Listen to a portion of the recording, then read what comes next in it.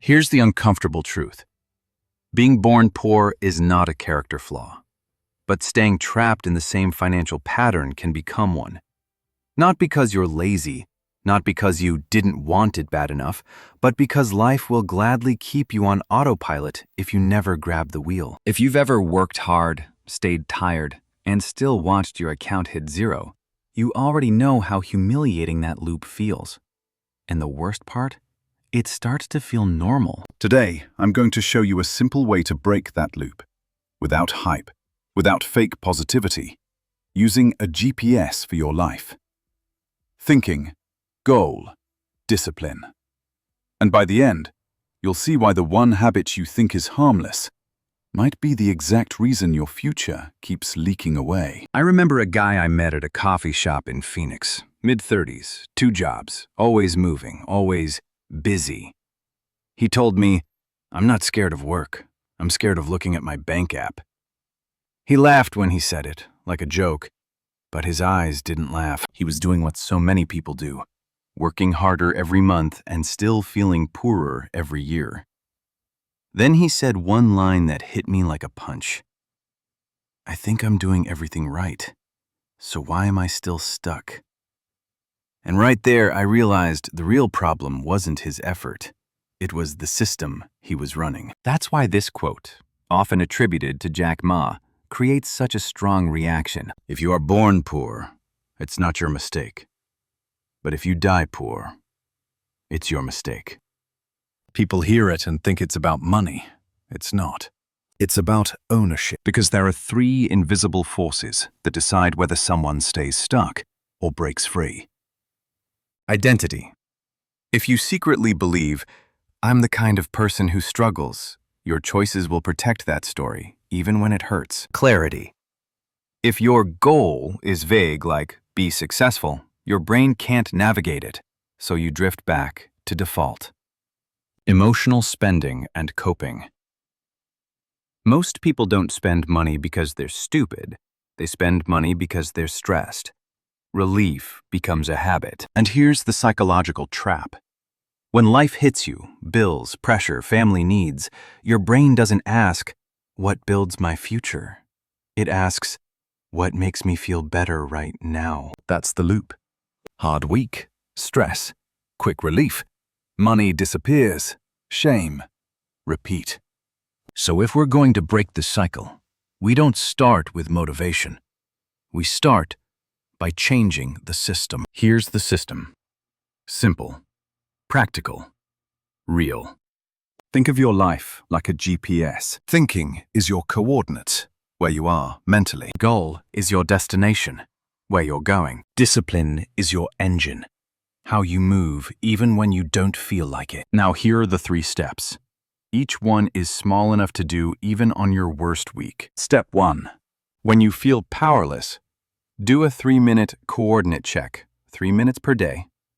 Ask yourself, what story am I repeating right now? Is this a fact or a script? What would an operator do next? Then replace the script with one sentence. I didn't choose my starting line. I choose my next step. Not inspirational, tactical. You're updating your coordinates. Step 2. When you feel overwhelmed, set one clear destination in 10 minutes. 10 minutes once per week. Pick one measurable goal for the next 30 days. Not 10 goals. 1. Examples: save $300. Pay off 1 card. Apply to 15 better jobs. Earn my first $200 from a skill. If your goal can't be measured, your brain can't chase it. A clear destination turns chaos into direction. Step 3. When you feel like quitting, use the 15-minute engine rule. 15 minutes per day. Every day, do one 15-minute action that increases your leverage. Learn a paid skill. Build a portfolio. Apply for roles. Budget. And remove 1 leak. Message 1 person who can open a door. 15 minutes sounds small. That's the point. Because your future isn't built by one heroic day. It's built by daily proof that you're no longer the person who stays stuck. And here's the twist most people miss. You don't need a massive income to start. You need momentum. Momentum is what turns born poor into built better. So no, being born poor isn't your mistake. But if you never update your coordinates, never pick a destination, never turn on the engine, you don't just stay broke in money. You stay broke in options, broke in confidence, broke in control. And that's the real meaning of dying poor. Not a number in a bank account, but a life where you never took ownership of the direction. Here's your guiding line. Change the coordinates, choose the destination, turn on the engine. And one small action for tomorrow. Before you touch social media, before you check messages, do one 15-minute leverage action. Just one. Because once you prove to yourself that you can move on command, you'll start realizing something powerful. You may not control where you started, but you absolutely control whether the pattern ends with you. Let me say something that might sound harsh, but it's the kind of harsh that frees you. Most people don't stay broke because they don't work. They stay broke because their life is running on default settings. And default settings always choose the same things. Comfort now, regret later. Relief now, pressure later. Distraction now, stuck later. So in this chapter, I'm going to show you how to break the pattern for good, using a simple meaning plus lesson blueprint you can repeat every week. And the best part? You don't need a perfect life to do this. You just need a system that still works when you're tired. A few months after that coffee shop conversation, I ran into the same guy again. Same city, same schedule, but different energy. He told me, I didn't get some huge raise. I didn't win anything. But I finally feel in control. Then he showed me something on his phone.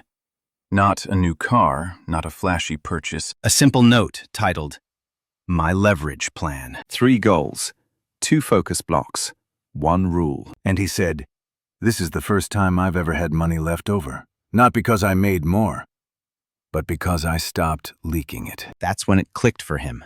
And it might click for you. Freedom doesn't start when life gets easier. Freedom starts when your system gets stronger. Here's the deeper meaning behind that quote. Born poor isn't your mistake.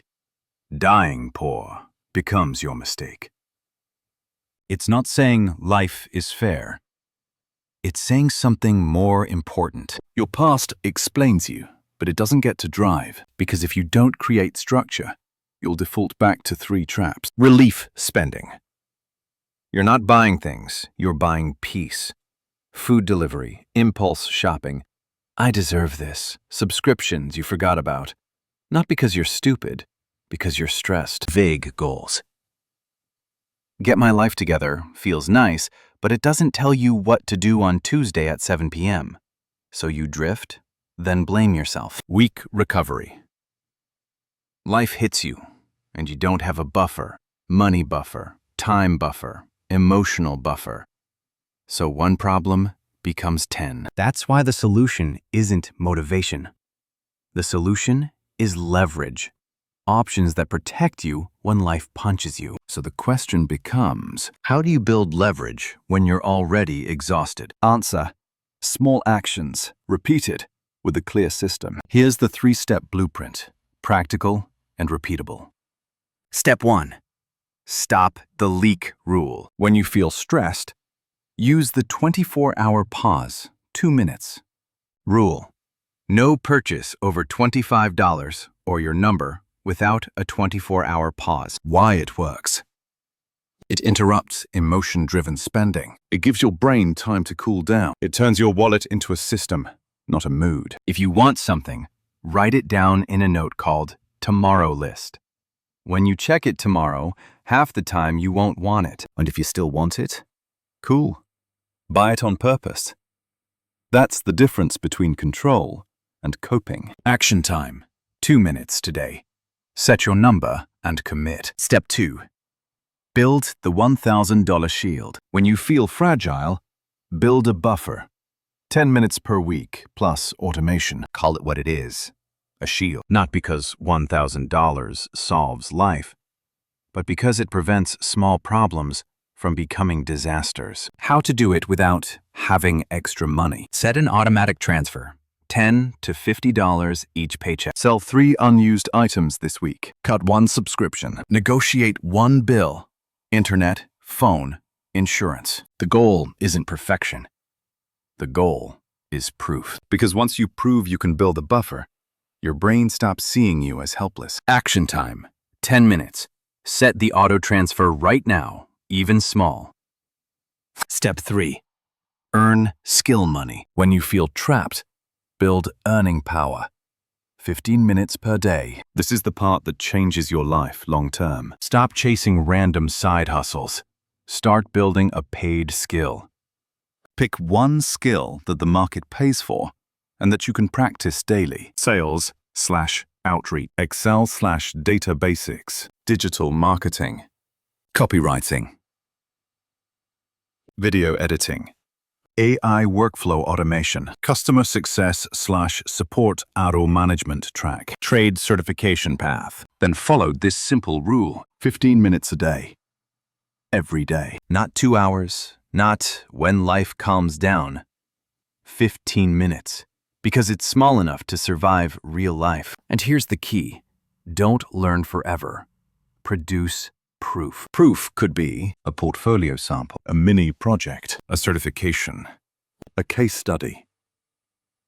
10 outreach messages, 5 job applications per week. because the market doesn't pay for intention. It pays for proof. Action time. Pick one skill and define what proof looks like in 7 days. Now let's bring it home. Meaning and lesson. If you were born poor, it's not your mistake. You didn't choose the family you were born into. You didn't choose the bills that hit you. You didn't choose the economy you entered. But if you keep living on default settings, relief spending, vague goals, no buffer, no skill growth, then the pattern stays alive. And one day you'll look back and realize the scariest thing wasn't struggling. It was repeating the same year over and over. So here's your guiding line. You don't escape poverty with hope.